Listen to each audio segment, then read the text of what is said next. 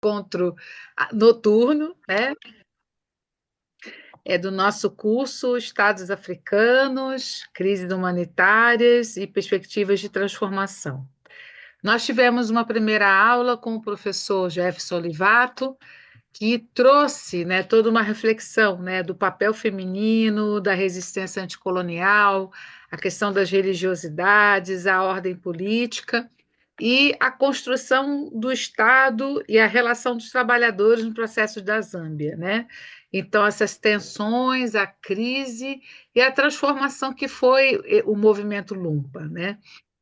Na segunda parte da aula foi a minha aula fazendo uma reflexão sobre esses movimentos anticoloniais, partindo da minha experiência de pesquisa do Sudão e expandindo um pouquinho para Uganda, para o Quênia, falando um pouco, né, desse ambiente, né, de trocas, de guerrilhas, de ideologias universalistas, de lutas, né, universalistas e a dificuldade quando essas ideologias se tornam projetos nacionais, se tornam projetos locais. Agora à tarde, a gente viu um pouco da trajetória política da história de Moçambique, para a gente ter uma introdução para entender as questões de Cabo Delgado, e eu já apresentei na semana passada um pouco da situação do Sudão do Sul. Nós hoje vamos ter um contraponto riquíssimo e importantíssimo, porque alguns fenômenos eles se conectam, né? A gente, para fins muitas vezes didáticos, a gente fraciona ou delimita, e isso às vezes, ao invés de ajudar, atrapalha, sinceramente. A gente fica com uma visão muito dicotômica das coisas. Então, hoje a gente vai ter essa aula incrível da Helena, um tema belíssimo, e eu vou convidar agora o meu querido colega, professor Jefferson Olivato, que coordena esse curso comigo. Ele hoje vai estar aqui com a gente, eu vou estar aqui com vocês, mas hoje é ele que vai nos conduzir aqui nesse percurso da aula da professora Helena. Professor, a palavra é sua. Muito obrigada, Jefferson. Eu que agradeço aí a parceria com a professora Patrícia, bem como a parceria com todos esses colegas maravilhosos. E hoje nós temos aí a professora Helena. Também a gente agradece a participação de cada um de vocês e, sobremaneira, o apoio e a condução feita pelo Kelvin e, né, o apoio aí da Arquidiocese de Cachoeiro de Itapemirim, né, que nos proporciona estarmos aqui nessa plataforma. Isso é muito importante também para o nosso trabalho. Então, nesse sentido, eu gostaria um pouco de apresentar a professora Helena, né, daquilo que a gente faz comumente, que é ler o Lattes.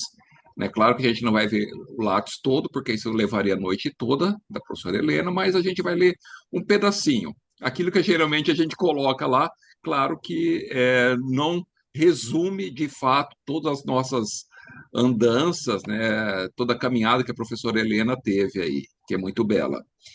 Então, a professora doutora Helena Joaquim Moreno, ela possui doutorado em História Social pela Universidade de São Paulo, com estágios de pesquisa de 2016 a 2017, 2017 a 2018 e período sanduíche de 2018 a 2019 no Instituto de História Contemporânea da Faculdade de Ciências Sociais e Humanas da Universidade Nova de Lisboa. Possui graduação em História pela Universidade de São Paulo, em 2010, e mestrado em História Econômica pela Universidade de São Paulo, em 2014. Entre 2014 e 2022, lecionou no ensino superior privado em cursos de graduação e pós-graduação em História, na área de História da África, e orientou trabalhos de conclusão de curso.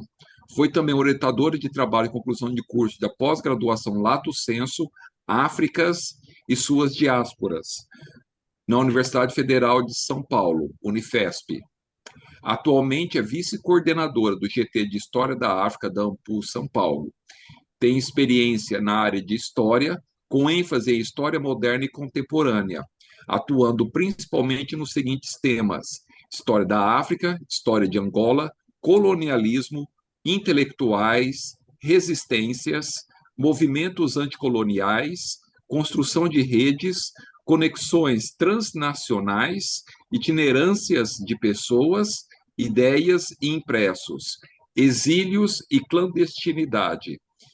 Então é com muita alegria que a gente agora vai ouvir a professora Helena e como das outras vezes, como nós procedemos, depois da aula da professora Helena, né, em torno de uns 50 minutos, nós damos então uns 10 minutinhos para vocês organizarem as questões e enviarem ali para o chat, para que nós possamos dialogar na sequência com a professora Helena. Professora Helena, a palavra é toda sua. Muitíssimo obrigado por estar conosco. É uma alegria muito grande. Olha, eu que agradeço imensamente, Jefferson, a sua apresentação generosa, o convite.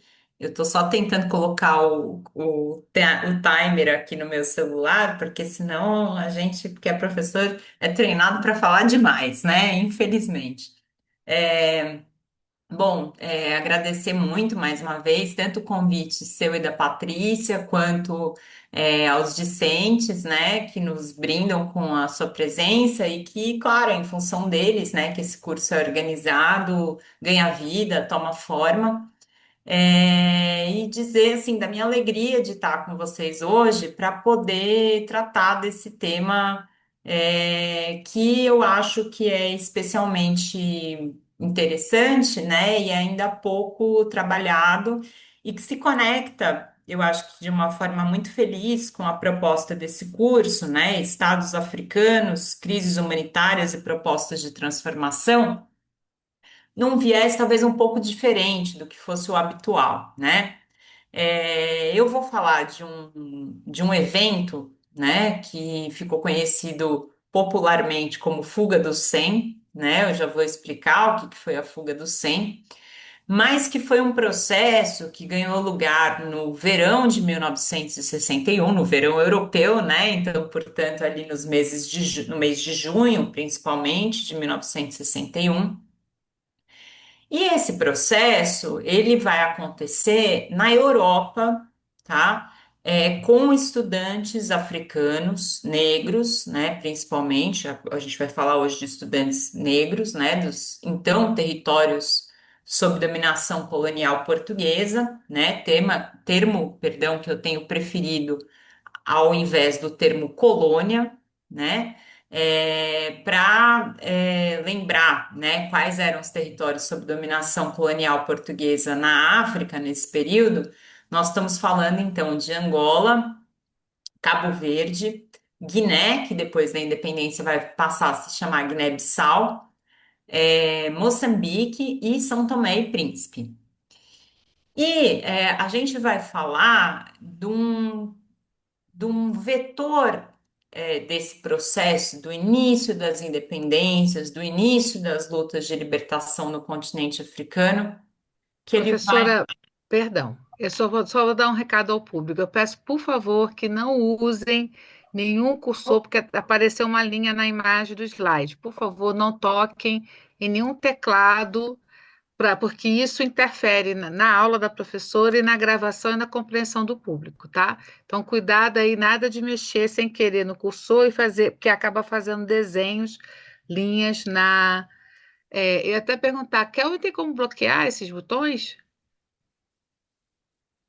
Professora, tem na configuração antes da aula começar, depois que começou, a gente não consegue não. E eu também não consigo apagar, tem que ser quem fez. É. Então, mas não está atrapalhando, não. Eu que reparei, né? Então, vamos ter cuidado com isso, pessoal. Não mexem nem no chat, nem no reagir. Esses comandos, compartilhar, tudo isso é a gente aqui, os docentes que mexem, por favor. Obrigada. Desculpa, Helena, mas tinha que dar essa orientação. Perdão. Palavras. Imagina, Patrícia, eu agradeço.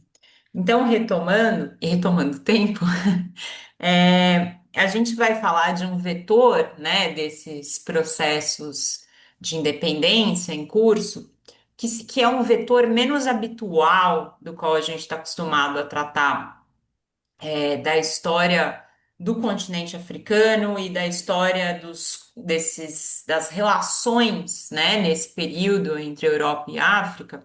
E aí, na verdade, a gente vai falar também um pouquinho dos Estados Unidos, Canadá, mas via de regra,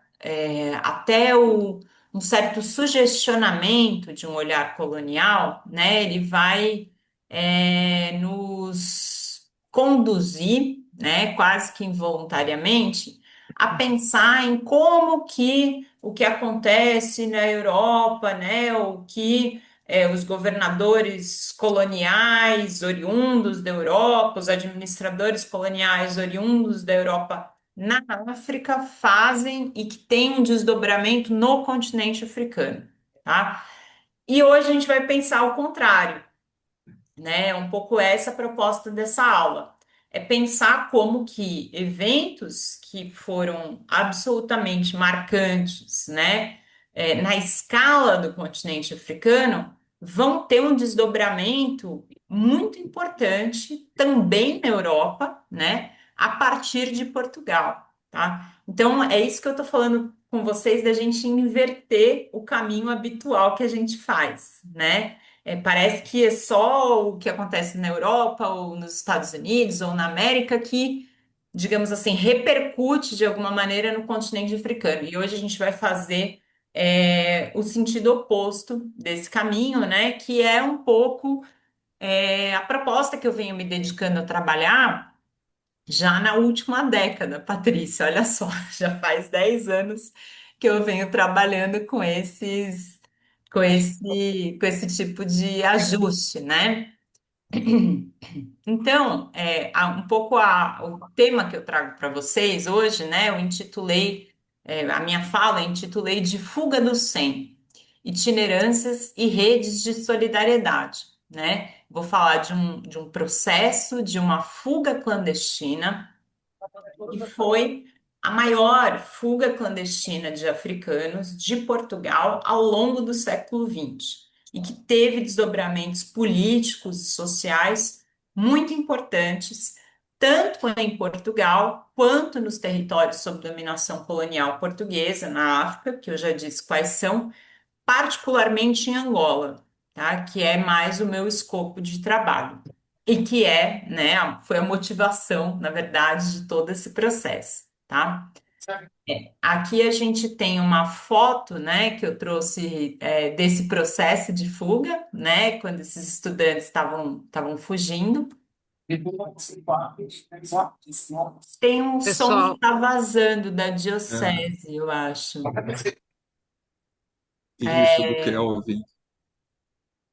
Bom, antes, na verdade, da gente entrar nesse processo em si, né, como é hábito de historiador, um pouco de professor de história, a gente precisa fazer, né, como se diz, num passo muito popular do samba angolano, né, igual samba, mas com E ao invés de A, que é o recompasso, né? O recompasso é um passo de dança no qual se retroagem dois passos antes de avançar um passo. Então, antes da gente avançar na exposição, a gente vai retroagir um pouquinho.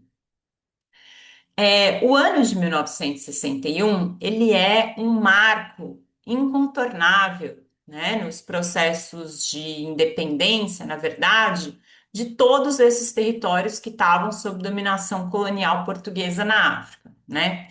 Lembrando para vocês que 1960 é conhecido na literatura de história da África como o Ano da África, né? Uma vez que nesse ano 17 novos países africanos granjearam as suas independências, né? E, portanto, a ONU passou a contar com 17 novos assentos, né, de países africanos no seu interior, o que teve também repercussão nos processos de independência dessas jovens nações, né, ainda que apenas na década seguinte, porque passaram a contar com apoio e legitimidade da comunidade internacional nos seus processos de independência, tá? Mas por que eu estava dizendo para vocês que 1961 é um ano assim nevrálgico, né? Bom, em fins de 1960 vai acontecer uma revolta que foi um movimento de resistência muito importante no norte de Angola, conhecido como Revolta da Baixa do Cassange. Essa revolta ela vai ter início porque agricultores, né, dessa região do norte de Angola, africanos, negros, que eram responsáveis pelo plantio de algodão para uma empresa chamada Cotonang, que era a companhia Companhia de Algodão de Angola, né, Cotonang, eles vão se revoltar contra as condições de trabalho, vão iniciar um protesto, a empresa distribui as sementes para elas serem plantadas, eles se recusam a plantar nesses protestos, e a repressão que acontece sobre esses trabalhadores é algo quase sem paralelo, né, entre os movimentos de resistência no continente africano. Para a gente ter ideia, a coleção História Geral da África, né, importante coleção História Geral da África, destaca a brutalidade de repressão nesse processo, porque eram agricultores, né, com enxada, pá, e sobre eles passaram aviões da Força Aérea Portuguesa aspergindo napalm, né? E isso deu, assim, por décadas, uma série de problemas na região. Então, isso foi em fins de 1960. Em fevereiro de 1961, já tinha tido um levante, uma certa movimentação em Luanda, né, num processo conhecido como 4 de fevereiro, que foi muito importante para chamar a atenção da imprensa internacional, né, que estava ali reunida para um outro evento, em torno, né, das reivindicações da população local pela independência de Portugal. Mas o episódio que eu vou me reportar agora, que é o 15 de março de 1961, esse episódio, ele assinala um ponto de não mais retorno, como a historiografia nomeia, no início do processo de independência de Angola. E eu estou me referindo justamente à chamada Revolta do Norte, né? Vocês sabem, né, que as fronteiras aqui do continente africano, vocês conseguem ver meu cursor, pessoal? Tá. As fronteiras aqui do continente africano, elas foram traçadas, né, de forma muito artificial, entre fins do século XIX e início do século XX, né, desrespeitando completamente as determinações internas daquelas populações que ali viviam, né? Então, essa região aqui, cadê meu cursor? Aqui, do norte de Angola e do sul do Congo, que havia também se tornado independente em 1960, é uma fronteira extremamente porosa, né, de um trânsito muito grande de população bakongo. Então, para um pouco retalhar a brutalidade dos ataques que aconteceram dos portugueses, né, para reprimir aquela revolta dos camponeses em fins de 1960, é organizado uma série de ataques, tá? No dia 15 de março de 1961, de pessoas de origem, promovido por pessoas, né, do grupo Bakongo, que vão cruzar essa fronteira aqui do Congo com Angola, mostrando que aquele tipo de desmando, de violência, e de toda forma assim de desrespeito pela condição da vida, eles não iriam mais aceitar, né? E esse episódio é muitíssimo bem trabalhado por um historiador chamado Afonso Dias Ramos, que fez uma análise absolutamente brilhante das fotografias que o Estado português fez desse processo. O Estado português sabia desse ataque, não impediu, e mandou fotógrafos, né? Que colaboravam com o regime de confiança e que colaboravam com o regime salazarista para fazer fotografias das pessoas que tinham sido mortas pelo ataque Bakongo, né? Omitindo, obviamente, como Portugal era uma ditadura nesse período, né? A ditadura do Antônio Salazar, omitindo o que tinha acontecido antes na revolta da Baixa do Cassange. Essas fotografias, elas ganharam, assim, uma uma visibilidade sem igual na história de Portugal, né? Foram as exposições fotográficas mais vistas da história de Portugal até hoje, né? E reproduziam toda sorte de estereótipo, né? Assim, do mais elevado grau de racismo em torno das populações de Angola, né? Que eram populações bárbaras, que eram muito violentas, que não tinham condições de se autogovernar e que sem o Estado português ali, a paz era impossível. Esse discurso, inclusive, foi reproduzido na ONU no início daquele ano, tá? O que que acontece? A gente tem, nessa época, já desde meados da década de 1940, grupos de estudantes desses países que vão para Portugal fazer os seus estudos universitários, né? Porque não tinha universidade nesses territórios na África, né? Nesses territórios sob dominação colonial portuguesa na África. E o insuflamento, né, promovido pelo Estado português de discursos de ódio contra as populações africanas, né, associando essas populações àqueles ataques, repercute diretamente sobre esses estudantes universitários que estavam em Portugal fazendo seus estudos e que posteriormente, grande parte não, mas na verdade, a maior parte das lideranças das independências africanas nesses espaços estavam nesse período fazendo seus estudos universitários em Portugal, tá? Então, esses estudantes que estavam em Portugal no início do ano de 1961, eles relatam que eles passaram a ser alvo de discriminação e racismo na rua por causa disso, né? Que as pessoas em Portugal na rua chegavam e falavam assim, porque eu tinha um parente que vivia no norte de Angola, que foi morto por causa de gente que nem você nesses ataques, né?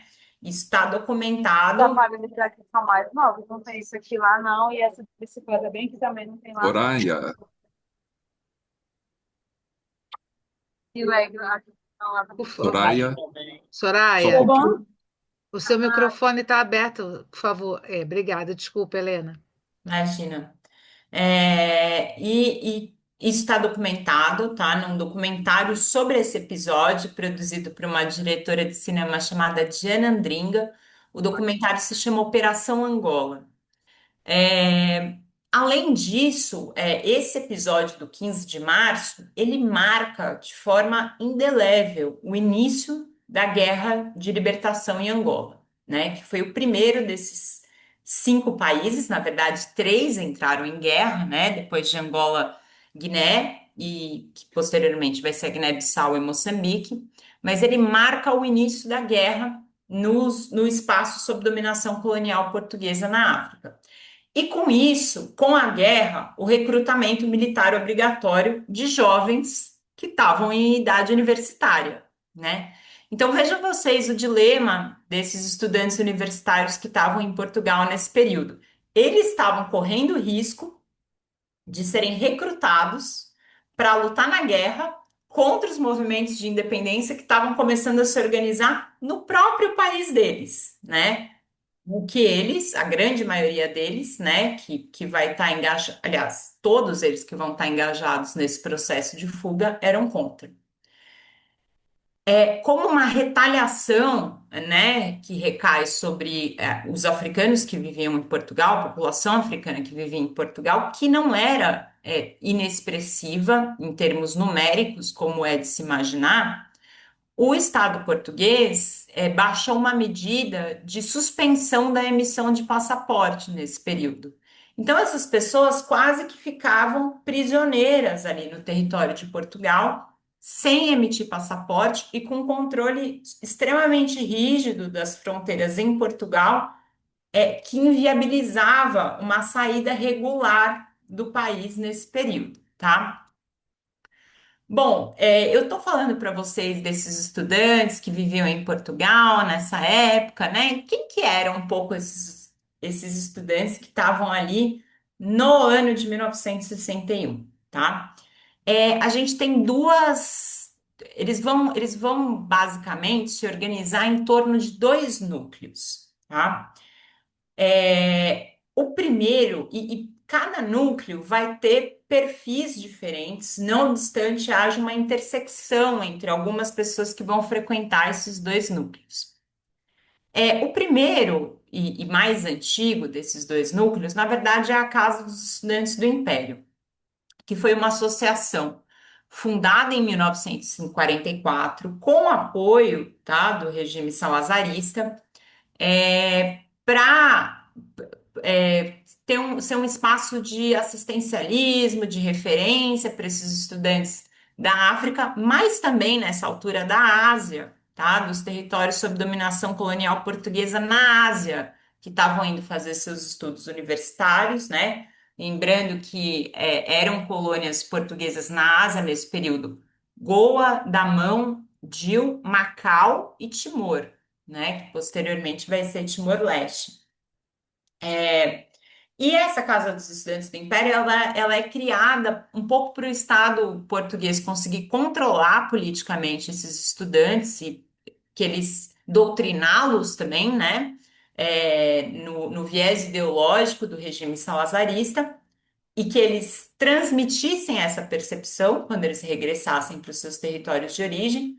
Contudo, né, acontece exatamente o contrário, né? Eles entrando em contato uns com os outros ali naquele espaço, eles percebem que o que os afligia era muito parecido, né? Não obstante as diferentes geografias, e passam a travar laços de solidariedade a partir dali, né? Esse foi o tema que eu estudei na minha tese de doutorado. Esses estudantes da Casa dos Estudantes do Império, né? Eles vinham principalmente de meios urbanos, tá?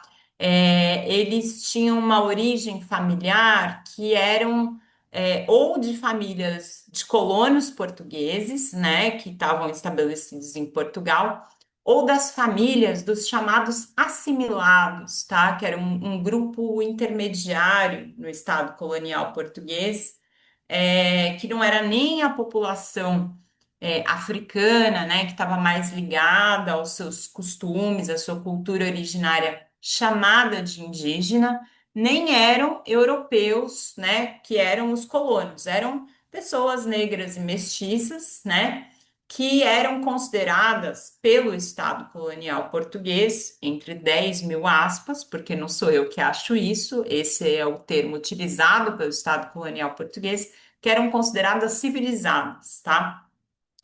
E esses estudantes que frequentavam a Casa dos Estudantes do Império, eles tinham realizado o ensino, antes de ir para a universidade em Portugal, em estabelecimentos oficiais de ensino do Estado português nos seus territórios de origem.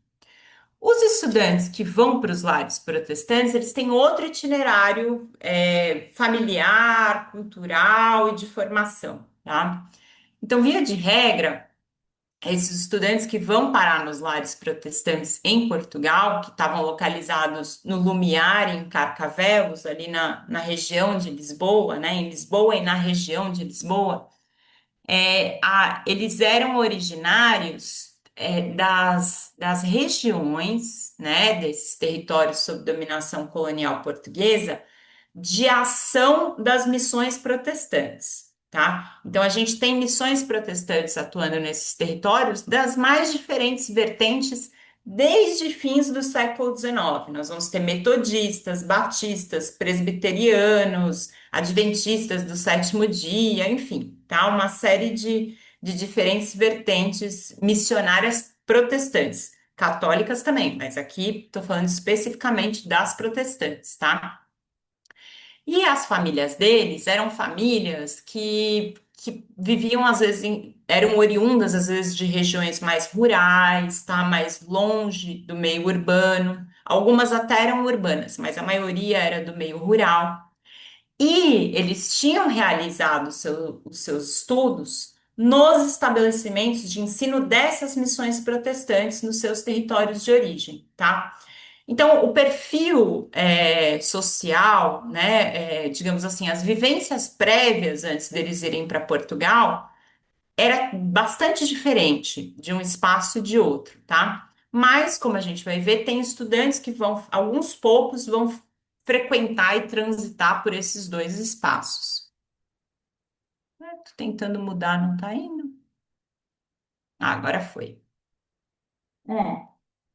Esse, pessoal, esse edifício aqui é a sede da Casa dos Estudantes do Império em Lisboa, tá? Até hoje ela existe, tá? Não caracterizada, né? Essa associação foi extinta em 1965 pelo regime salazarista, mas até hoje o edifício existe. Então, o que que acontece? Diante dessas situações de racismo, de discriminação, deles não poderem tirar passaporte e não poderem sair do país, né? E da iminência do recrutamento militar, alguns desses estudantes da Casa dos Estudantes do Império começam a se movimentar para tentar pensar uma alternativa para eles, tá?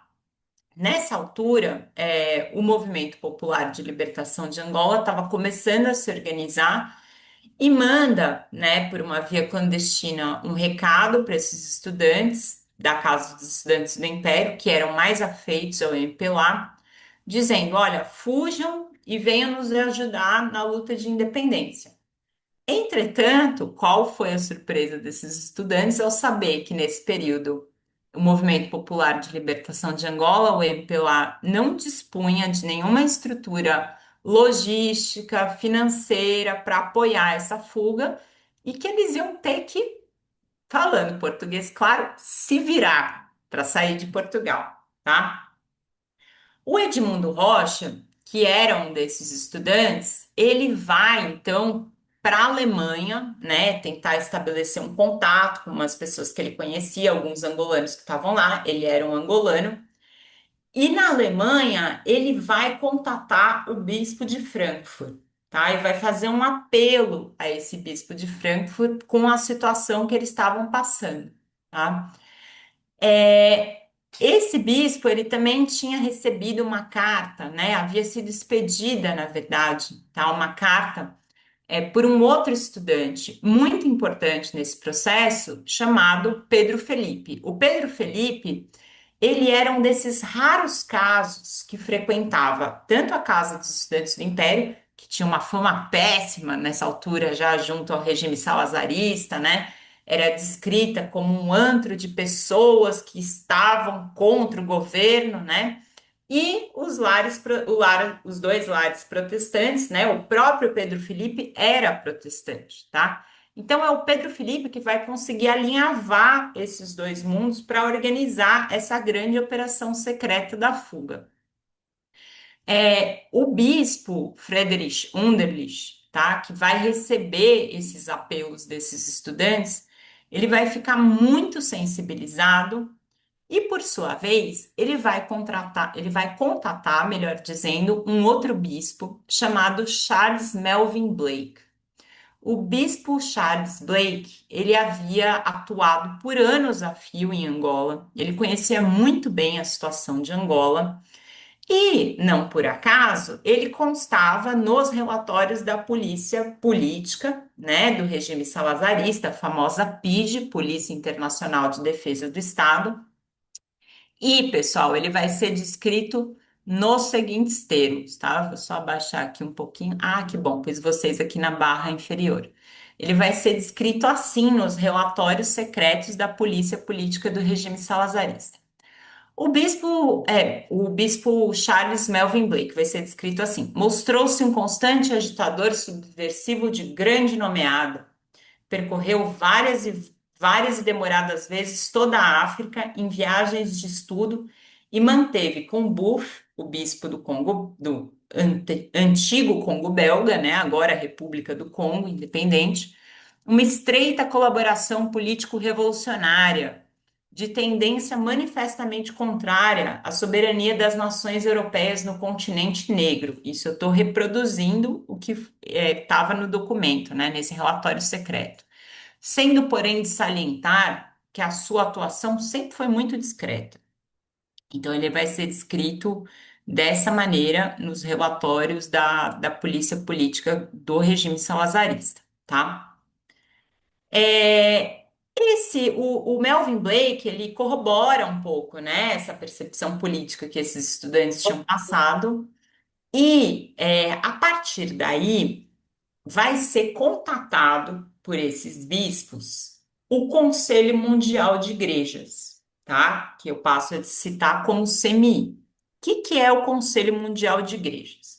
Ele vai ser fundado, como eu mostro, em 1948, mas a atuação dele é anterior ao fim da Segunda Guerra Mundial, tá? é um Conselho Mundial de Igrejas Protestantes, e que na Segunda Guerra Mundial, esse mesmo grupo, ainda com outro nome, ele vai ser sensível às ideias do teólogo suíço Karl Barth, tá? Que vão estar expressas nessas teses de Pomerol, de 1944, que vão dizer, pessoal, o seguinte, que os cristãos tinham a responsabilidade de proteger os mais vulneráveis da ocupação nazista e resistir à sua política.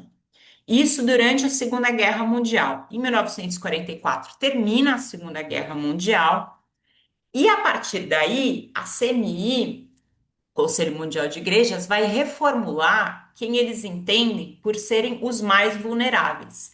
E na década de 1960, quem que eles entendem serem os mais vulneráveis? Os movimentos de libertação na África e a pauta do combate ao racismo, tá? Para eles, essa era a grande pauta social latente nesse período, né? Não por acaso a gente está falando desse contexto que a coisa estava bem agitada aí, como eu mencionei no início da aula, tá?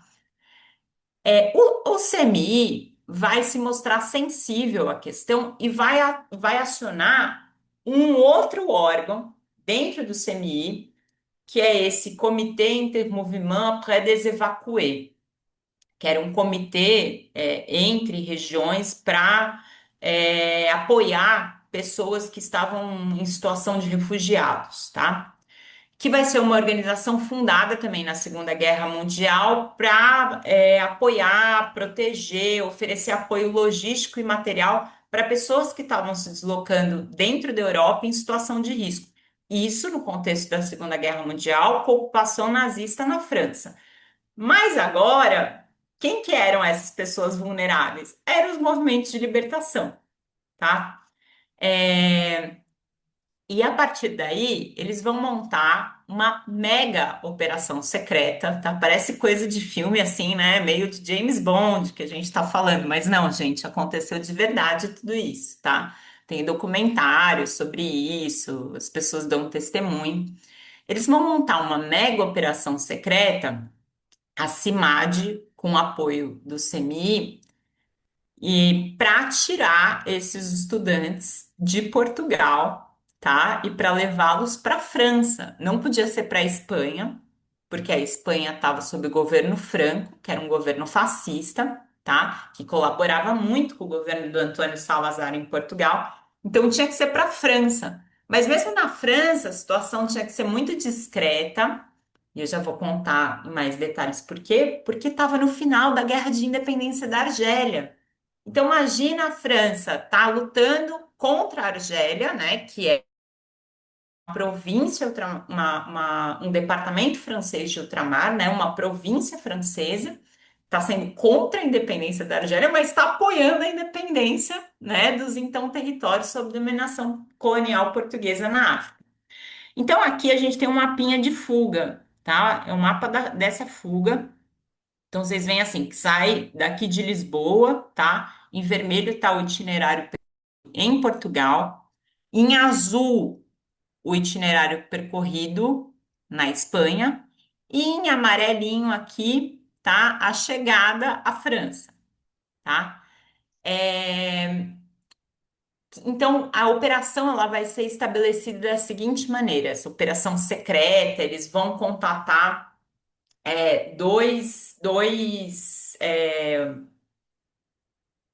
como é que chama isso? Dois clérigos, eu acho que talvez seja a melhor palavra, dois clérigos, né, de ordenação protestante.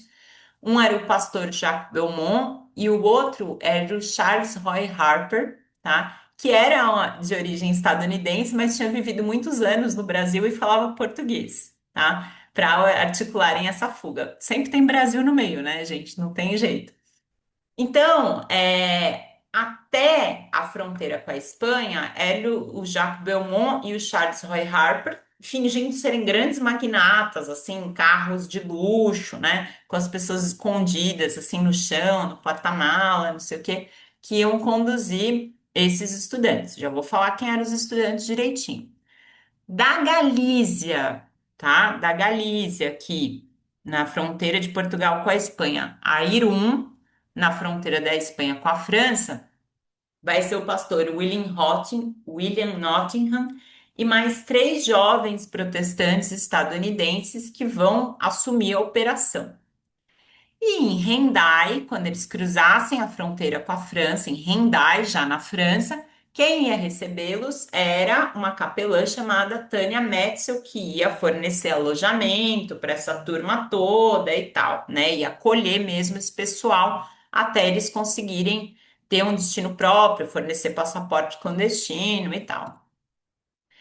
Quem que vão ser esses estudantes que vão fugir, né? Essa mega operação, tá? Que vai mobilizar ministro de Estado atuando clandestinamente, etc e tal, ficou conhecida como fuga do 100 popularmente, tá? Mas quando a gente olha aqui para matemática, a gente vê que tem alguma coisa que não bate, né? Porque tem 19 de um lado, 41 de outro, isso dá 60, não dá 100.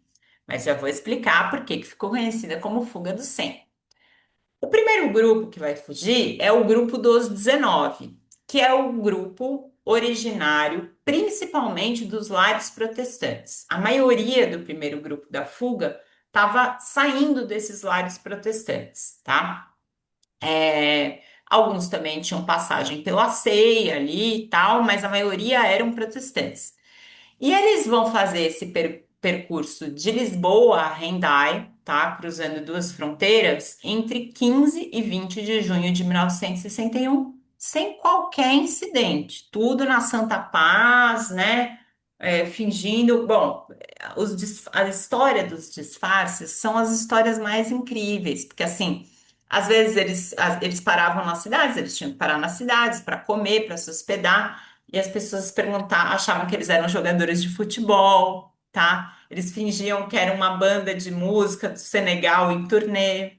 Então, os disfarces eram muito interessantes. E nos dois grupos tem tanto homens quanto mulheres, tá? Claro que a maioria eram homens, mas também tem mulheres. E quando esse grupo dos 19 chega na França, a maioria desse primeiro grupo da fuga consegue bolsas para seguir com os estudos universitários deles na Suíça, tá? Esse grupo, ele vai se afinar mais politicamente, não todos, mas alguns deles vão se afinar mais politicamente, ao grupo que vai promover aqueles ataques no 15 de março, né, que na época era um partido que se chamava União das Populações de Angola, UPA, tá? E aí, depois que essa turma foge, né, esse grupo dos 19, esses pastores, eles são comunicados que tinha mais gente querendo fugir, né, não eram só eles. Então, só que era muito mais gente, eram 41 pessoas, não eram mais 19. Então, eles têm que repensar uma nova operação de fuga. E aí, gente, foi assim: pegar caminhão de transporte de carne para encher esse caminhão de gente, né, para fazer essa fuga. Foi uma fuga, assim, ainda mais espetaculosa, porque com mais gente, né? Agora sim, esse grupo dos 41, a maioria era da Casa dos Estudantes do Império, tá? E não só de Lisboa. A Casa dos Estudantes do Império tinha mais 2 delegações, tinha a delegação de Coimbra e tinha a delegação do Porto, que teve algumas pessoas desses espaços que participaram dessa fuga dos 41. E eles vão chegar em Hendaye, na França, no último ponto, em 29 de junho de 61, mas eles têm alguns acidentes de percurso na viagem. O mais notório deles é que quando eles vão chegar numa das fronteiras espanholas, o guarda deteve eles, né? Mas era assim, era um posto policial de fronteira no meio do nada, né? Com um ou outro guarda e aquele grupo enorme de pessoas, né? E eu vi um testemunho de um dos senhores, né, angolanos que participou dessa fuga, e eles começaram a cantar na prisão de madrugada Mushima, né, que se vocês jogarem no Google e ouvirem é um dos hinos da luta de libertação angolana, né, Mushima em Quimbundo quer dizer coração, né, se não me engano, não tenho certeza se é do Nigó Ritmos, acho que é, mas eles começam a cantar, esses guardas ficam espantadíssimos, E aí, né, os pastores, os reverendos que estavam auxiliando na fuga, dão um sinal ali, né, que alguma coisa não estava indo bem, acionam o ministro do interior da França, que liga para esses guardas na fronteira e fala assim: libera esse pessoal aí, né? Isso sem totalmente clandestinamente, sem ninguém saber de nada. Eles são liberados e conseguem seguir viagem. E chegam em Hendai, né? No destino final deles, no final das contas. Quando eles chegam em Hendai, esse grupo, sim, começa a ter algumas querelas, né, com o grupo da CIMAD, porque eles não eram, muitos deles não eram protestantes, né, o grupo da CIMAD não sabia muito bem o que fazer com eles, né, eles queriam sair dali e tal, então alguns vão para Paris, e a partir dali criam suas próprias rotas, mas vai ter um grupo dentro desse grupo dos 41 que vai ganhar bolsa de estudos para ir para o Gana, né? Que era um país que já era independente desde 1957, sob a presidência do Kwame Nkrumah, né? Um grande líder do pan-africanismo no continente africano. Aqui eu trouxe algumas fotos, tá, para mostrar para vocês desse processo, tá? Então, essa turma na foto da esquerda é do grupo dos 19, tá? Você vê que eles estão com carros que na época eram carros muito descolados, assim, né, para fingir que eles estavam em turnê. E a turminha aqui da foto da direita é do grupo dos 41. Claro que não estão todos aqui, tá? Mas a foto dá uma certa noção pra gente, né? De qual que era o espírito da coisa ali. Bom, pessoal, quais que vão ser os desdobramentos disso, né? É, eu já falei dos embates da CIMAD, né, com o grupo dos 41. A Polícia Internacional de Defesa do Estado, né, aquela polícia política portuguesa, a mesma que produziu aquele relatório sobre o bispo Charles Blake, né, é, ela vai ficar completamente atônita com essa situação, porque eles vão perceber que do dia para a noite, 60 estudantes, maioria eram estudantes universitários ali africanos, tinham sumido e eles não faziam ideia de como que essas pessoas tinham saído em Portugal. Então eles começam a pedir, eu encontrei isso na minha pesquisa de doutorado, né? Eles começam a pedir relatório para os aeroportos, né? Porque eles achavam que eles tinham saído pelos aeroportos e como que a gente não viu e o que que aconteceu, né? E isso se torna, essa notícia vaza a oposição, e isso se torna uma desmoralização para o regime salazarista num contexto que estava começando a guerra. Quer dizer, eles não conseguem controlar os estudantes universitários africanos que estão aqui em Portugal. Como que eles vão ganhar a guerra? Né? É assim que isso foi propagandeado na imprensa clandestina de oposição em Portugal nesse período, tá? E essa operação, né? E aí por isso o nome de Fuga do 100, eles queriam também insuflar um pouco, dizer que centenas fugiram, mas não era bem assim, né? A gente tem o nome de todo mundo que fugiu. Essa operação, ela vai estimular várias outras fugas, tá? Então vai ter gente que vai sair de bote de Portugal, né? Com para a Espanha, para depois cruzar o Mediterrâneo para chegar no norte da África. Vai ter gente, e aí principalmente os estudantes brancos, né, que não eram retidos na fronteira, mas que não obstante eles sendo brancos, eles eram afeitos e apoiavam a causa das independências, como foi o caso do escritor Pepe Tela, tá? O grande escritor angolano Pepe Tela fugiu de Portugal pelas fronteiras e não foi barrado pelo fato dele ser branco. Um antigo professor meu, professor do Departamento de Antropologia da USP, a Patrícia sabe muito bem quem é, o querido professor Carlos Serrano, né? Foi meu querido professor de graduação e depois me deu um testemunho da fuga dele, tá? Ele é um desses, ele era filho de colonos, né? Afeito à causa das independências, então ele foge. Ele contou para mim que ele entrou num trem, né, com a malinha dele, tinha um grupo de moças, viajando, né, querendo ir para Inglaterra, e ele falou: Olha, se aparecer algum polícia aqui, vocês falam que eu tô com vocês, que a gente está viajando em grupo, ninguém vai suspeitar da gente. E assim ele chegou em Paris e depois de Paris ele foi para Argel, né, capital da Argélia. Enfim, tem muitos processos de fuga, muitos. Mas essas fugas, elas tiveram também não só o papel de desmoralizar a polícia política do regime salazarista, mas também de mostrar para esses estudantes, num contexto central, né, que a luta de libertação precisava de apoio, precisava de adeptos, que era possível furar essa barreira, né, que o regime não tinha esse controle total de tudo, como eles imaginavam. E essa história, gente, ela mostra também para gente como os laços e as redes de solidariedade, elas são serzidas de uma forma muito mais complexa do que a gente imagina, né?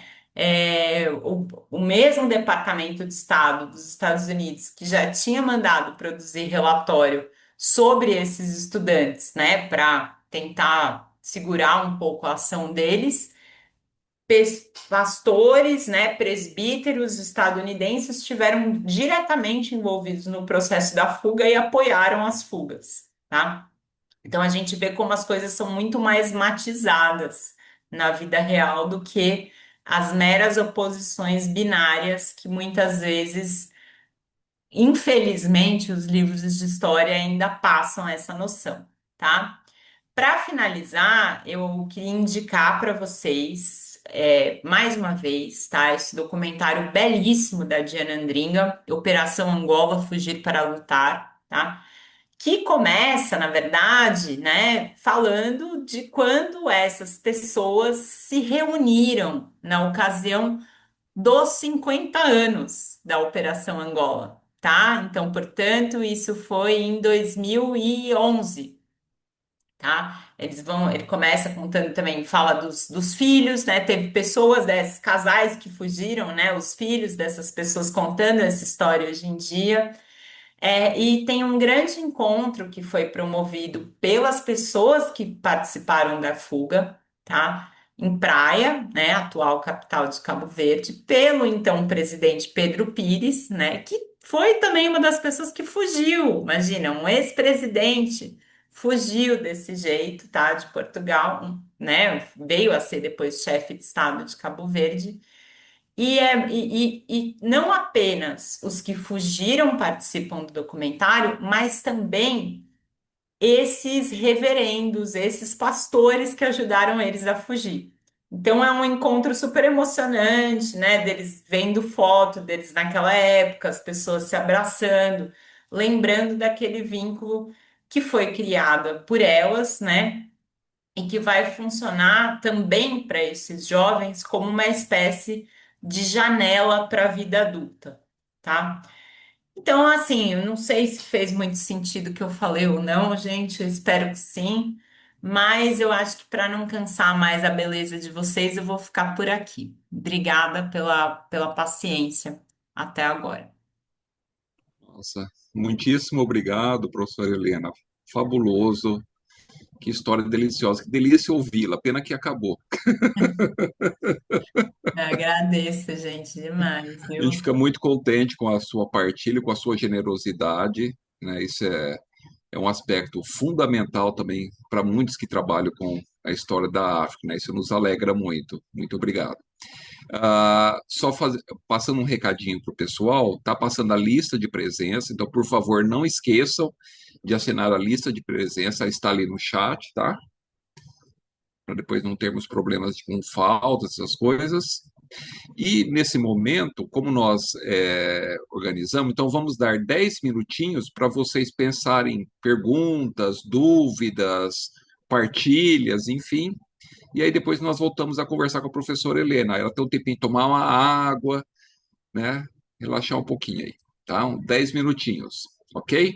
Até daqui a pouquinho, então, para todos vocês. Jefferson, desculpa a minha ignorância. Eu saio da sala e volto ou só. Não precisa, não Ah, tá bom. precisa. É Legal. só tirar a câmera ou mutar, tá ótimo. Tá bom. Muito obrigada. Até daqui a pouco, pessoal. Imagina, eu que agradeço, professor. Só para ajudar aqui, são 8h26, a gente volta às 8h36.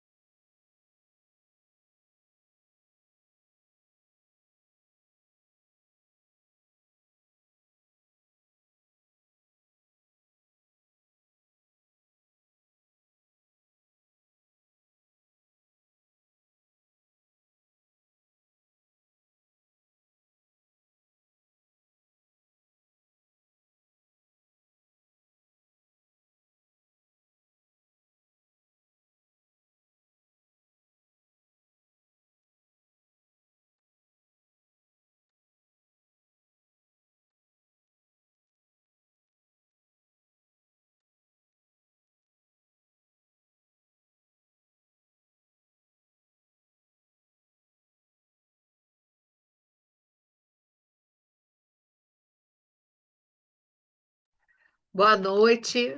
Voltando aqui para o nosso segundo tempo, que eu acho muito legal, que é a hora das perguntas. Helena, antes de eu passar a palavra para o professor Jefferson, né? Agradecer imensamente por essa aula linda. É um tema lindíssimo, né? Essa história da juventude e de uma juventude que se doa e se transforma, né? E se dedica, né? A uma transformação do mundo.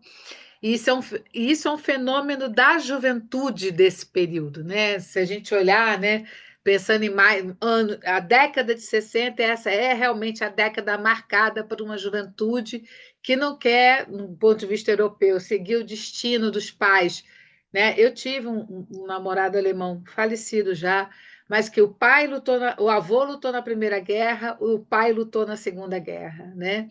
E ele foi um jovem assim muito rebelde a isso tudo, né? Ele era um homem mais velho, então ele viveu muito esse contexto de não querer submeter o corpo à disciplina da morte criada por outros, né?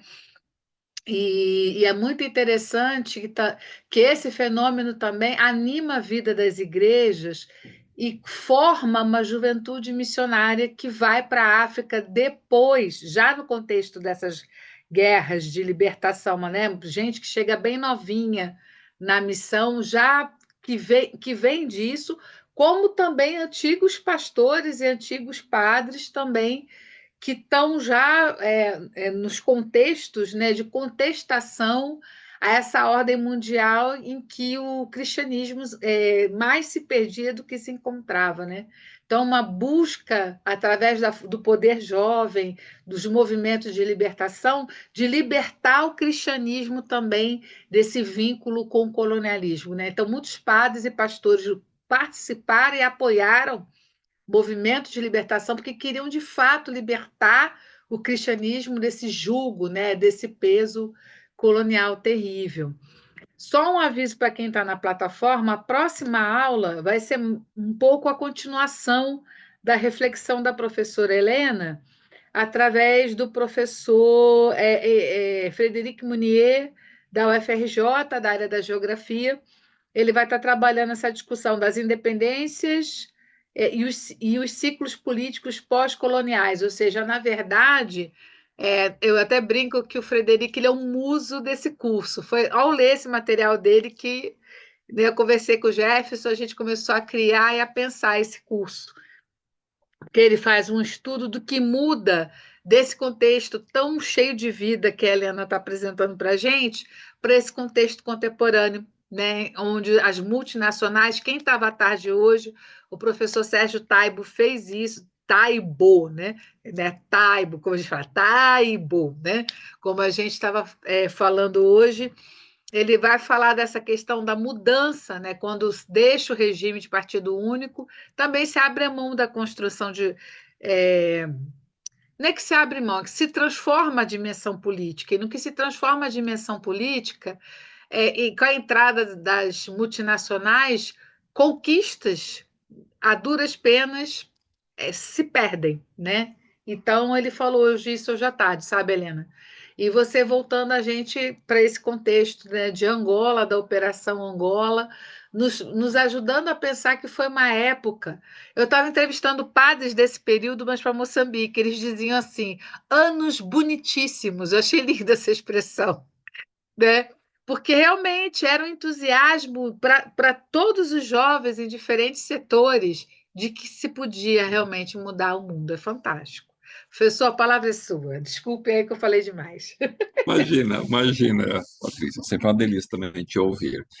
Professora, então eu vou ler as perguntas que foram feitas aqui no chat, tá? Para a gente dialogar um pouquinho. Isso é muito importante, né? Só um pouquinho aqui para eu abrir aqui. Só um instante. Tinha aberto o documento errado. Ah, tá aqui. Achei. Vamos lá então, professora. Pergunta 1, professor Patrícia. Helena, qual era a igreja dos reverendos que ajudaram nas fugas? O Nkrumah era pastor metodista. Você prefere que eu... Eu Vou respondo fazer agora uma ou por uma. respondo em bloco depois? Desculpa. tem poucas perguntas, Helena. São 4 perguntas, 5. Eu acho que dá para fazer uma por uma, fica mais fácil até, né? Tem temas que são bem diferentes. Pode ser? Claro, claro. Eu tô vendo elas aqui no chat também, já tinha dado Ah, uma ok. olhada. Então, Patrícia, assim, eles estão. A Patrícia é a nossa Patrícia, né? Nossa queridíssima, né? Maravilhosa. Então, Paty, assim, o que eu sei, vocês viram a minha intimidade, né, gente? Desculpa. O que eu sei, consigo te responder com certeza é que o Charles Roy Harper, né, que foi esse que teve essa passagem pelo Brasil e tal, ele era representante da Igreja Presbiteriana estadunidense junto à CIMAD, tá? Uma coisa que eu acho importante matizar, assim, sem também tomar tanto nosso tempo, é o seguinte: o Kruma não tem nada a ver com esse processo, assim, o contato do Kruma é todo posterior a isso, são os próprios estudantes que começam. Na verdade, assim, eu não falei isso porque, né, a gente se autocorta, né, senão vira, assim, história do mundo desde sempre, mas. É muito interessante, assim, na minha pesquisa eu encontrei uma série de iniciativas da Casa dos Estudantes do Império que eles já percebiam, assim, no final dos anos 60 que estava para estourar uma guerra e eles já estavam tentando contatos clandestinos com vários adidos culturais, via adidos culturais e embaixadas, para conseguir bolsa de estudos para os estudantes deles fora de Portugal que eles já estavam com esse receio, já em 60. Quando a guerra estoura, isso toma outra proporção, né? Mas esse não é um processo que passa pelo Kruma. Agora, o que eu acho interessante também a gente notar é o seguinte: tudo isso eu conto na minha tese, né? Então, para quem eventualmente tiver lido, acho que não estou trazendo muita novidade, assim. Um pouco antes disso, o Agostinho Neto é uma figura muito interessante para a gente entender esse processo, porque ele não faz parte desse processo, mas o itinerário biográfico dele nos fornece várias pistas, né? O Agostinho Neto ele vai ser depois o primeiro presidente de Angola. Ele era da Casa dos Estudantes do Império, né? Nessa época ele já não estava mais, ele estava preso, na verdade. E ele foi formado todo na missão metodista de Catete. Eu visitei o Catete quando eu morei em Angola, né, durante meu doutorado. O pai dele era um pastor, né, um reverendo ali, uma figura que tinha um posto ali dentro da missão, e a mãe dele era professora dentro da missão. E o nosso querido colega Fábio Baqueiro Figueiredo, ele levanta uma hipótese na tese dele de que a criação desses lares, não tem historiografia sobre isso, né? O Fábio levanta a partir de documentos de Estado que ele viu quando ele pesquisou nos Estados Unidos, né? Eu não fiz pesquisa nos Estados Unidos, eu fiz em Portugal e em Angola, né? Mas ele encontrou documentos de Estado falando assim que, olha, a gente precisa, olha o que aconteceu com esse Agostinho Neto, né? Porque a missão metodista em Angola era uma missão estadunidense, né? Olha o que aconteceu com esse Agostinho Neto.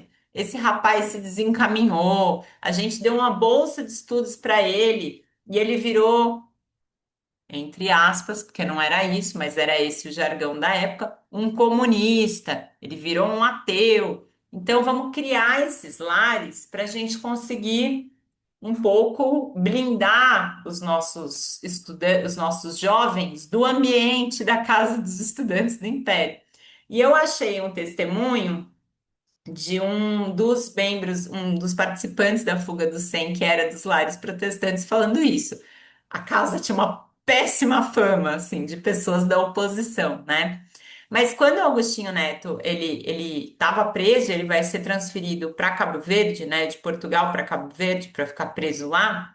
Acontece no aeroporto, na ocasião da transferência dele, vai um grupo de jovens protestantes saudar o Agostinho Neto, todos jovens africanos, né, dos territórios sob dominação colonial portuguesa, principalmente angolanos. Eles vão saudar o Agostinho Neto. e a PID, ficha pessoal, né? E lá eu consegui extrair a informação das igrejas que eles eram, né? E de onde eles recebiam bolsa. Então, assim, adventista, metodista, presbiteriana, eram os mais diferentes segmentos, né? Que estavam também em atuação nesses territórios sob dominação colonial nesse período.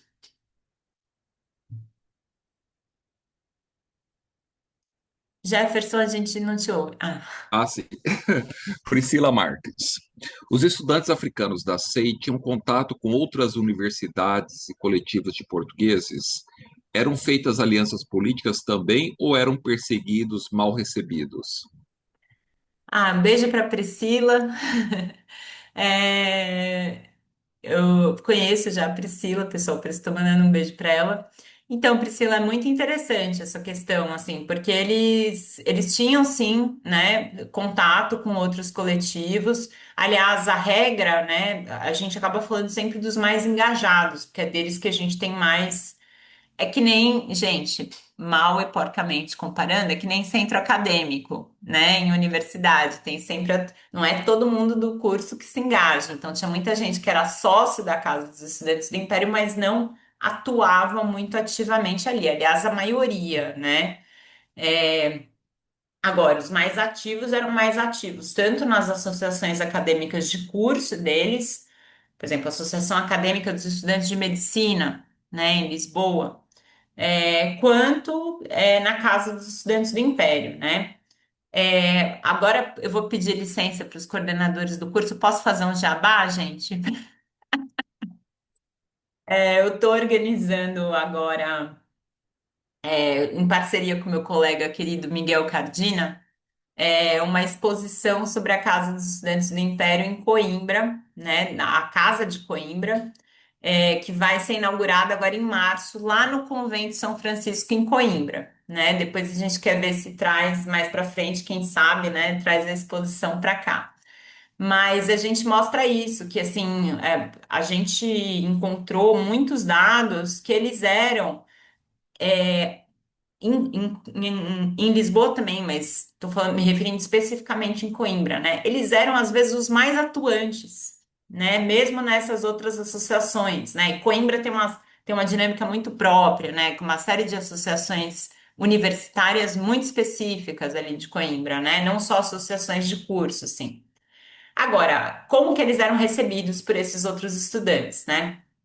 Essa é uma pergunta muito ambivalente, assim, Priscila, porque ao mesmo tempo que eles atuavam com muita consistência, nesses outros organismos acadêmicos, universitários, eu mostro isso na tese também, que eles relatavam racismo, né? Não um racismo, muitas vezes, eu acho que na grande maioria das vezes, não era um racismo assim segregatório, absolutamente ostensivo, do tipo, não aceitamos vocês na nossa associação, não me parece que era configurado exatamente nesses termos. Não que não houvessem casos de racismo ostensivo ali, havia, né? Mas a regra era mais aquela coisa assim, né?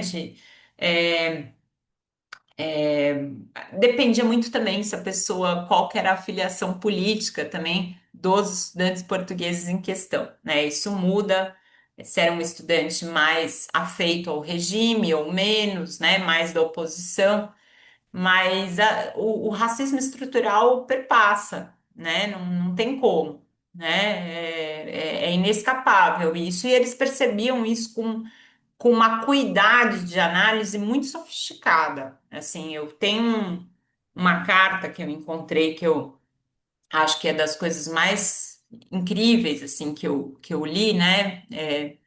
Porque fala de questões que são muito de foro íntimo, né? Que nem sempre a gente encontra cartas, pessoal, para a turma de pós que está assistindo, cartas são uma delícia, né? Para quem está fazendo pesquisa.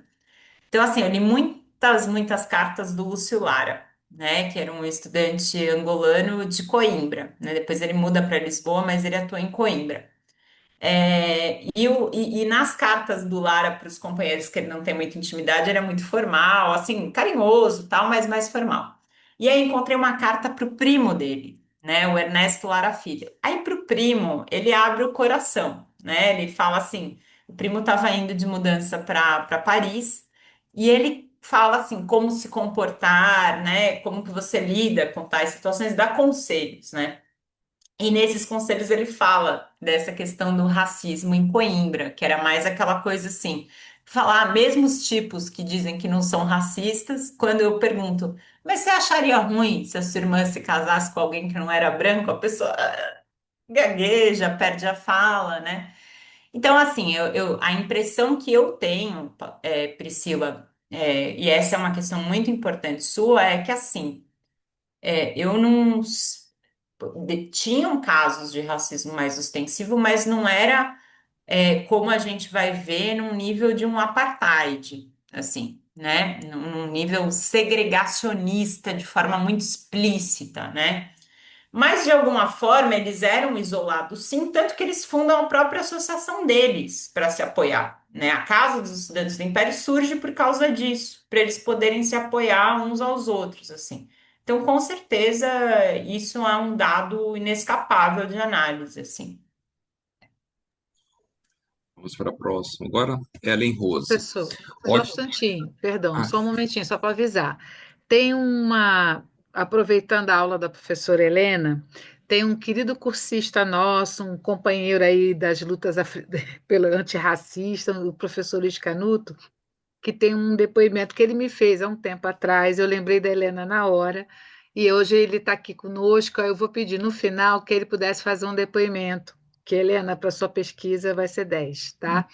Então, acho que você vai curtir.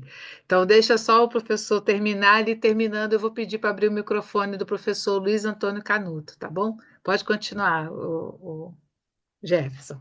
Obrigada, desculpe. imagina. Então, ótima aula. Obrigada. A Ellen Rose. Por favor, gostaria que a professora Helena comentasse sobre as fontes e arquivos da pesquisa. Quais os documentos de arquivos foram pesquisados e os desafios de acessar e encontrar as fontes? Nossa, Ellen, olha, isso eu passaria assim os próximos dias conversando disso com você com o maior prazer, viu? Assim, nossa, tem muita coisa para para falar disso, porque eu sou uma historiadora muito. Essa pesquisa ela foi muito desafiadora, assim, nesse ponto, né? Mas eu acho que eu lembro que sempre quando me fazem uma pergunta que a cabeça começa a fervilhar, eu lembro sempre do professor Antônio Cândido, né? Então eu vi uma vez uma entrevista do professor Antônio Cândido já com a idade muito avançada, né, falando da tese dele, dos parceiros do Rio Bonito, e eu achei uma graça, porque o pessoal que fez a entrevista no final, quando já estava passando os créditos, isso está no YouTube, gente, colocou ele falando assim: sabe qual que é o problema?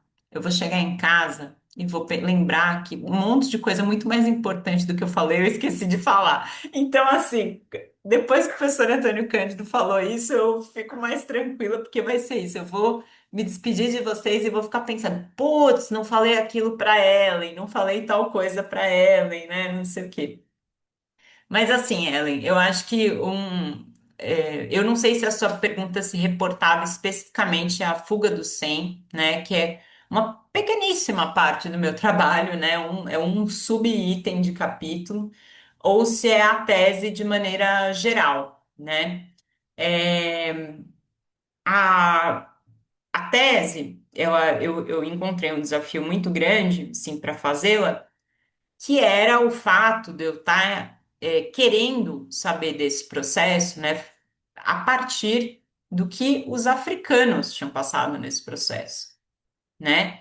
Não, porque muitas vezes, não sempre, mas quem falava disso, falava dos registros policiais desse processo, contava essa história a partir dos registros policiais produzidos pela Polícia Internacional de Defesa do Estado.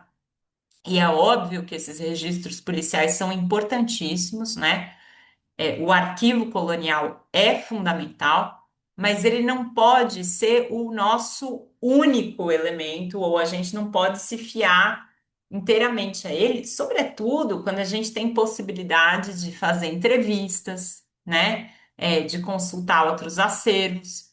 E eu tive eu não consultei só o arquivo da Polícia Política, entre os arquivos, estou chamando arquivos coloniais, os arquivos produzidos pelo Estado, que têm um caráter colonial, não obstante eles tenham sido produzidos na metrópole, né? Então, eu consultei vários outros acervos portugueses, né? Mas eu consultei também acervos em Angola, né? A minha estadia em Angola, na verdade, foi determinante, assim, para o resultado final da minha pesquisa, porque ela me abriu um outro eixo dentro da pesquisa, né? Porque é isso, existe uma fantasia de que o Estado imperial, né? No caso, o Estado imperial português tinha um controle, um conhecimento desses processos e não é bem assim. O Estado colonial português, ele olha para o que ele está interessado ali, né? Ele vai investigar e vai reportar a partir das questões que o preocupam, que muitas vezes não tem nada a ver com as questões que aqueles estudantes estavam enfrentando ali, né? Então, assim, a minha ida para Angola foi determinante. Eu pesquisei em diferentes acervos em Angola que foram super importantes para mim. E tão importante quanto isso tudo, e aí foi esses arranjos de uma feliz coincidência também, né? Quando eu fiz essa pesquisa, muitas pessoas que participaram desse processo ainda estavam vivas, né? Então, eu fiz muitas entrevistas, tanto em Portugal, com pessoas que participaram desse processo, que viviam em Portugal nessa altura, quanto em Angola, né? E isso para mim assim foi muito, muito, muito importante, assim, muito importante contar com a generosidade dessas pessoas, né, que abriram a porta da casa delas para mim, né, para uma estudante de doutorado brasileira, né, para dividir comigo as memórias delas, para que eu pudesse compor um mosaico para escrever minha tese, né. Então eu sou assim profundamente grata e me sinto muito honrada de ter podido contar com a generosidade humana extrema dessas pessoas, assim, né? E passando por temas que são muito difíceis, às vezes, muito dolorosos, né, para essas pessoas, assim.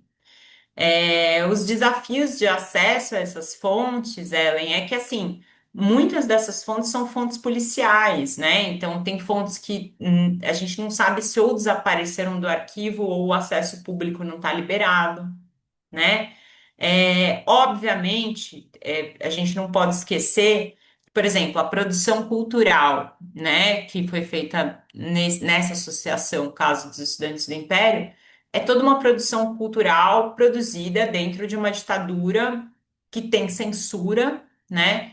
E são materiais produzidos num registro da clandestinidade, né? Então a gente tem que olhar com muito cuidado para isso, assim,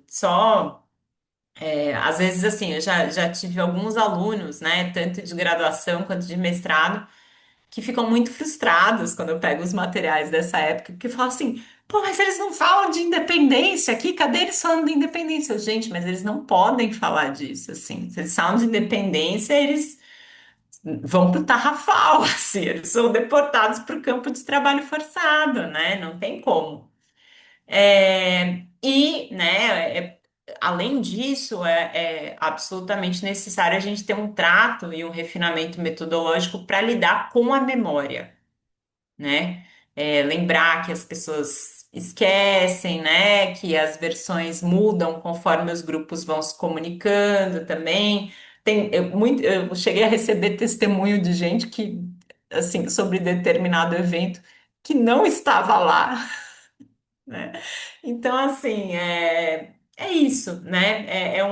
O Jean-François Sirinelli, ele falava que o historiador que trabalha com intelectuais, que é o meu caso, é um historiador que tem que ter um apetite papívoro, né? O doido dos papéis, assim, tem que ficar, né, lendo um monte de coisa e tal. Eu diria que no meu caso não é só ler, é escutar, que para mim é uma delícia, mas é esse exercício de cotejamento, sabe? Que é muito extensivo também, né? Lógico, e polindo o nosso refinamento teórico metodológico no trato com as fontes, né? Isso é imprescindível, assim. Helena, eu lembro que você estava preocupada com a questão da hora, são 9 horas agora. Tô vendo. Será que você teria mais 5 minutinhos para a Claro, gente? É claro, claro. possível, é possível. Sim, sim, tô vendo aqui as perguntas no chat, né? Já tem algumas, claro. Tá, vai lá, Jefferson. Ok. A quarta é do Fernando Oliveira da Costa. Olá, boa noite. Obrigado pela apresentação. Gostaria de perguntar se você, a professora, poderia indicar a fonte que fala sobre a publicação das fotografias do ataque dos Bakongo na ONU no contexto dos anos 1960. Fernando, obrigada pela pergunta, porque me permite indicar isso com mais calma. Toda a discussão que eu fiz disso, ela está no magistral capítulo de livro 1900, chama 1961, O Horror das Imagens, do Afonso Dias Ramos. Tá no academia.edu, do Afonso Dias Ramos, tá? É um capítulo que compõe o livro O Império da Visão, da Filipa Londes Vicente. Mas se digitar, se você ir no academia.edu, Afonso Dias Ramos, tem esse capítulo 1961, O Horror das Imagens, tá? Helena, agora eu vou fazer um pacote contigo. Eu vou ler o depoimento da Sônia Cristina e eu vou pedir para o professor Canuto falar, porque eu fiquei muito tocada quando ele me contou e eu queria ter te contado, mas como você ia dar aula, eu falei, não, muito melhor ele te contar. Então, tem a questão da Sônia Cristina Freciano. Olá, Soninha, tudo bem? Vamos lá. Essa tomada de consciência mobilizadora transformou realidades e vidas que nos tocam profundamente. Mas como sustentar essa memória numa conjuntura em que as democracias estão em risco de uma forma tão complexa? Essa é a pergunta dela, né? Como sustentar isso no nosso contexto atual? Agora, professor Canuto, por gentileza, pode abrir seu microfone. Boa noite, estão me ouvindo bem? Sim, Sim, está ouvindo ele, Helena? estou perfeitamente. Boa noite, professora Helena. Em primeiro lugar, queria parabenizar, foi uma aula muito bacana, muito boa. E o depoimento que a professora Patrícia pediu para eu dar, né? Eu sou casado com uma portuguesa, ela veio para o Brasil com a família, ela tinha 17 anos de idade. Ela tem mais uma irmã e dois irmãos. O irmão mais velho, ele se encontrava já em Moçambique há alguns anos, foi morar com um tio lá, trabalhava lá numa fábrica de automóveis, se não me engano, da Fiat, quando estourou a Guerra da Independência lá. E o irmão mais novo, se completasse 15 anos de idade em Portugal, ele não poderia sair mais de Portugal, porque o governo já estava recrutando esses adolescentes para irem lutar na África, né? E qual foi a solução? Como eles já tinham muita família aqui no Brasil, né, principalmente aqui em Santos, eu sou de Santos, no estado de São Paulo, eles receberam uma carta de chamada, né? Veio a minha mulher, o irmão mais novo e os pais para cá, né, em 1973. E quando chegaram aqui, o, escreveram uma carta, né, para o exército português, pedindo uma licença para o filho que estava lá em Moçambique, né, na luta lá, por inventar uma história, né, de que a mãe estava doente, estava muito mal, talvez não sobrevivesse. Pediram uma licença para ele, deram essa licença de um mês, ele veio e desertou. Né, desertou. A ideia era essa, né? Ele chegou aqui, eles contam. O meu cunhado fala muito pouco sobre esse período. Ele falava que uma violência era muito grande, né? Tinha agentes da CIA infiltrados, né, no exército português lá em Moçambique. Inclusive eles distribuíam drogas entre os soldados para que eles pudessem aguentar, né, a realidade da guerra. E ele chegou aqui armado. Claro que, né, chegou na alfândega, retiraram tudo dele, né? Com uniforme do exército. E ele é uma pessoa assim até hoje, né? Ele sofre com isso, né? Ele tem essa questão da guerra muito é, nítida nele, né? Ele se tornou um alcoólatra até hoje, né? Já com 70 e poucos anos de idade.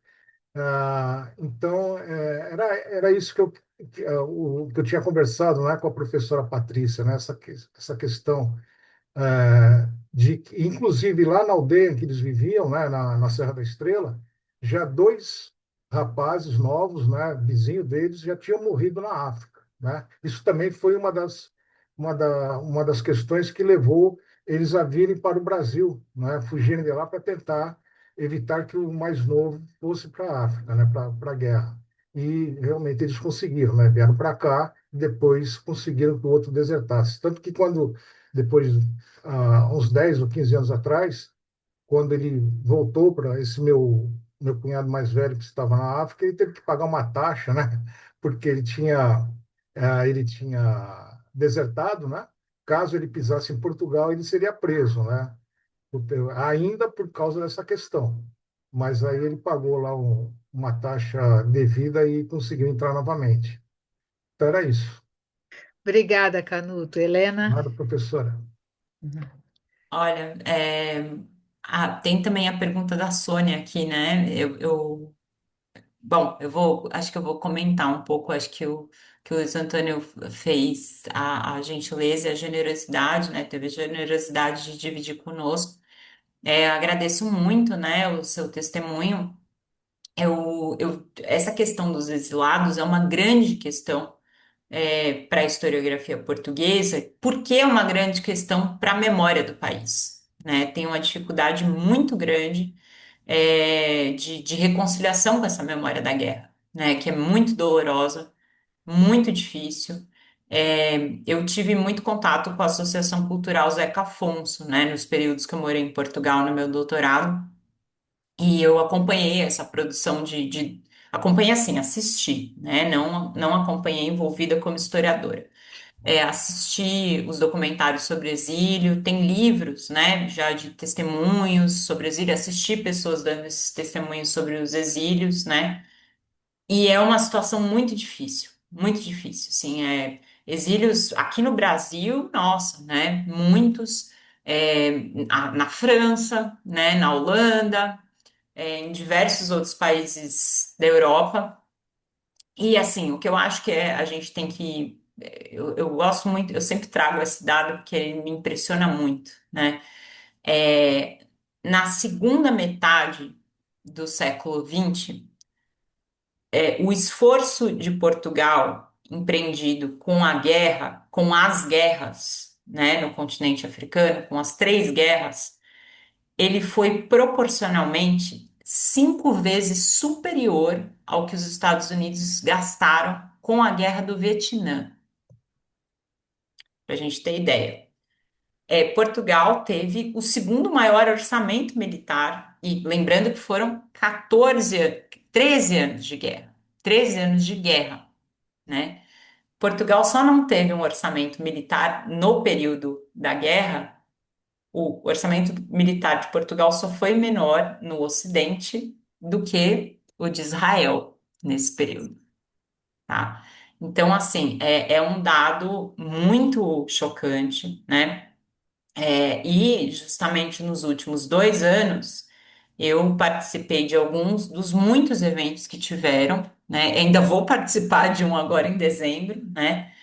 Porque o ano passado foram 50 anos da Revolução dos Cravos, né? Que derrubou a ditadura salazarista.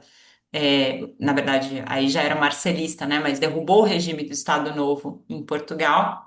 E esse ano são os 50 anos das independências africanas, né? A única exceção é a Guiné, depois Guiné-Bissau, que autoproclama unilateralmente a sua independência em 1973.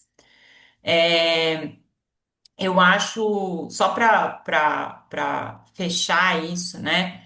Eu acho assim que a dificuldade e esses traumas de guerra, eles estão dos dois lados também, né? Mas eu acho que assim, do lado português tem uma dificuldade muito grande de lidar com isso, né? Muito, muito grande e que está voltando de outra maneira, né? Aquilo que a gente não lida, não fala, não elabora, volta de outra maneira, que é o que está acontecendo neste momento em Portugal, né? Enfim, E Helena, só um corte rapidinho, essa coisa que ele falou, né, já no final, né, do processo, meninos, rapazes de 15 anos já sendo recrutados e sendo levados, né? isso é absolutamente sintomático, né? Sintomático. E o que eu queria enfatizar, não posso deixar de falar isso, é, eu não estava lá o ano passado, infelizmente, né, para acompanhar o desfile dos 50 anos do 25 de abril, mas eu estava lá nos 45 anos do 25 de abril, né? E algumas vezes nos últimos anos me chamaram para falar do 25 de abril. E eu fiz uma fotografia na Avenida da Liberdade, em Lisboa, que é onde acontece o desfile do 25 de abril, de três jovens, né, de associações, de diferentes associações afrodescendentes que estavam em atuação na época em Portugal, segurando uma faixa, né, essa imagem já circulou bastante, outras pessoas também tiraram foto disso, escrito: o 25 de abril nasceu em África, né? Porque se não tivesse tido a guerra, isso é uma versão que os setores mais progressistas progressistas, né, em Portugal, nem mais progressistas, mas progressistas, divulgam amplamente. Senão, foi justamente a guerra que trouxe a público as contradições e os limites do regime e fez com que o regime caísse, né? Então, é mais uma vez um desses processos que começa no continente africano e que tem um desdobramento direto em relação à Europa, né? A gente tô voltando para onde eu comecei a aula aqui, né? Mas são dados muito significativos. Eu agradeço muito a sua sensibilidade para tratar deles, Luiz Antônio. É interessante, Helena, que você traz, assim como também do professor Luiz, sobre a questão do trauma de guerra, né? Ou seja, traumas psicossociais relacionados às guerras. Me marcou muito com a primeira vez que eu entrei em contato com o Condenados à Terra do Fanon, porque é um dos poucos escritos que trata justamente do que você menciona, dos dois lados da violência, ou seja, como que a violência ela é destrutiva, ela não tem uma única direção. Mesmo aquele que provoca violência, a violência também corrói as relações que ele estabelece no dia a dia, né? Isso é muito importante a gente considerar, né? E observar como que se tem uma noção errônea de que a gente controla a violência quando a gente direciona somente para um lado. Ela não vai só de um lado, ela Claro. reverte facilmente. Sem Né? dúvida. Uma outra coisa que você traz é a questão da dificuldade. Eu me recordo de um professor de literatura, me fugiu o nome dele, inclusive fiz um curso com ele na Unesp de Marília. Ele trabalhava com as literaturas africanas dos Palopes, e ele retratava como era difícil falar da Segunda Guerra Mundial na Itália. E assim, para nós isso é muito fácil, só que para nós ainda, como é difícil tratar sobre a escravidão de 500 anos.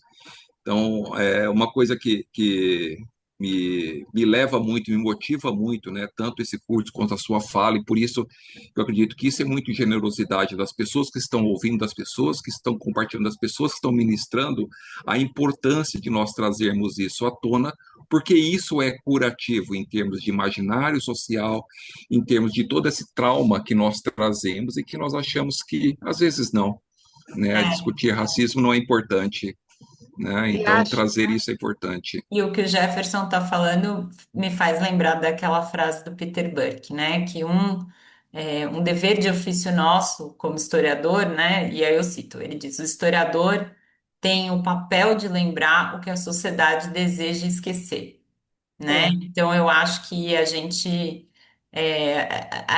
né? Brincando um pouco com o pessoal, é aquele meme, lá vem o historiador problematizando tudo, mas a gente cumpre uma função que eu acho muito importante e assim, me honra muito, né? é. E eu acho que assim, com isso a gente também está respondendo a Sônia Freciano, né? Sim, Como isso que a gente está falando, né? É como sustentar essa memória numa conjuntura que as democracias estão em risco.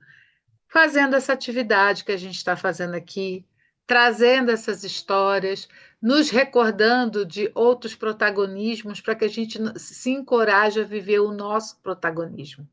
Sabe, Perfeito. Sônia, é a ideia de que o passado também, e as histórias do passado e as escolhas do passado, né, possam também, quando a gente lembra disso, nos encorajar para os nossos protagonismos do presente. É Muito isso. bom. É isso aí. Só para fechar, uma frase que eu gosto, que é o título do livro daquele autor que eu citei, inclusive, na aula passada, que lutou pela independência da Zâmbia, Simon Kapuê-Puê. Podemos até perdoar, mas não podemos esquecer. Isso. É, Never forget. Exatamente. é, Helena, uma saudação ao público Gente, hoje. obrigada, viu? Muito obrigada pela paciência, pelo engajamento de vocês. Foi um prazer enorme para mim estar com vocês todos hoje. Obrigada pelas perguntas tão estimulantes e tão atentas. Luiz Antônio, obrigada mais uma vez pela generosidade. Jefferson e Patrícia, muito agradecida mesmo, viu? Obrigada. Jefferson, encerra a sessão. então, assim, colegas, é uma alegria muito grande, né, estar sempre com vocês nesse momento, né? A gente sabe da dificuldade que é também esse horário para todos nós. Eu estou acordado desde as 5 da manhã, Eu dou mas aula é amanhã muito de manhã importante. também, já. Mas é muito importante. Isso a gente faz não apenas pelo caráter acadêmico, mas de fato em busca de transformação social em nós mesmos e naqueles que estão ao nosso redor, trazendo, né, algumas luzes para esse caminho que às vezes é tão tortuoso, né, do nosso cotidiano. Então, muito obrigado a todos vocês, de coração. A lista de presença está ali, não esqueçam de assinar. E qualquer coisa também podem mandar mensagem para a gente, pode mandar mensagem que pode transferir também para a professora Helena, tá? A tese dela também está disponível, a gente pode compartilhar também com vocês, se quiserem também, tá? Muitíssimo obrigado e uma boa noite a todos e todas aqui. Tá, Tchau, boa gente. noite, Obrigada. pessoal. Boa noite. Obrigada, Jefferson. Obrigada, Helena. Obrigada, monitoria, super Isso. monitoria. Tchau, Então, professora. obrigado, meninos e meninas. Pode encerrar a gravação. Obrigada. Essa aula linda vai estar disponível, vocês vão receber. Obrigada, Helena. Vai descansar. Ainda Tchau, vou. pessoal. Tchau, gente. Tchau, Beijo. tchau. Obrigada, Helena. Tchau, Valeu tchau. demais. Tchau, tchau. Tchau, tchau, querida. Boa noite, amigo. Boa noite, Boa todo noite. mundo. Boa noite. Bom descanso.